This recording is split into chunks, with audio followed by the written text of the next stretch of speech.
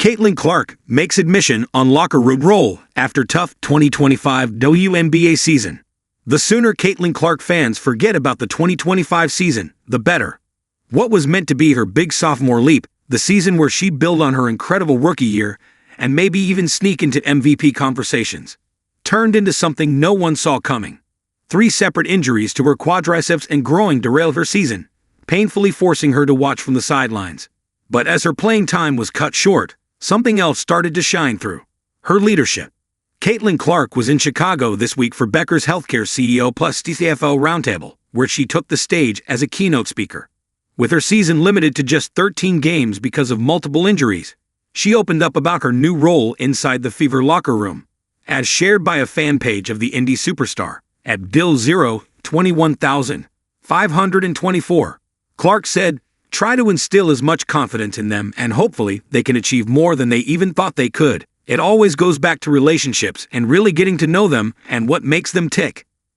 Even though Caitlin Clark couldn't make her mark on the court this season, her words showcase how she's continued to contribute in other intangible ways. Building a strong locker room culture has been one of the Fever's biggest priorities. Team president Kelly Kroskov had even mentioned that the young core wanted her to bring in players who would protect their locker room. That's precisely why Caitlin Clark's presence matters.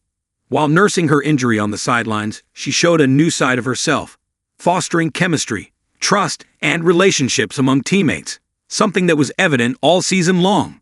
Remember the Tres Leches, the iconic trio of Clark, Lexi Hull, and Sophie Cunningham? Or goes little pregame rituals the 2024 ROTY shares with Aliyah Boston and the rest of her teammates, making sure they still feel her presence even while she's sidelined. That's what makes Indiana special. Whoever walks through those doors instantly feels like part of the family. In a season where the Fever didn't just lose Caitlin Clark to a season-ending injury, but also Ari McDonald, Sydney Colson, Sophie Cunningham, and Chloe Bibby, the Indy team's resilience was tested like never before.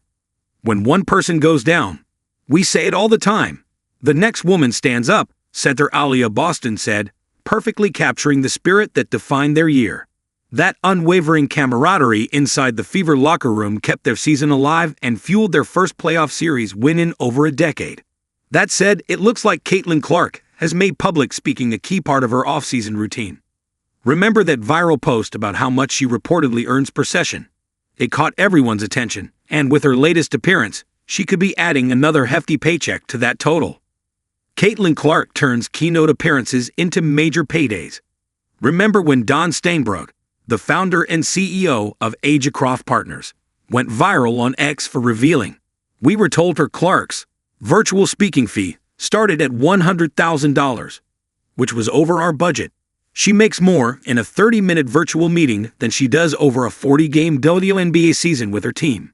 Last year alone, Caitlin Clark made 4 major keynote appearances at Cardiovascular Research Technologies, the Massachusetts Conference for Women, the National Conference for Women, and Becker's Healthcare's annual AST meeting.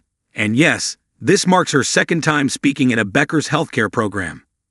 Now, if Steinbrug's claim holds true, that means the WNBA ace earned around $400,000 from just 4 30-minute appearances, surpassing the total value of her 4-year rookie contract with the Fever, which sits at $338,056. Honestly, that's probably why she doesn't mind skipping unrivaled for the second straight offseason.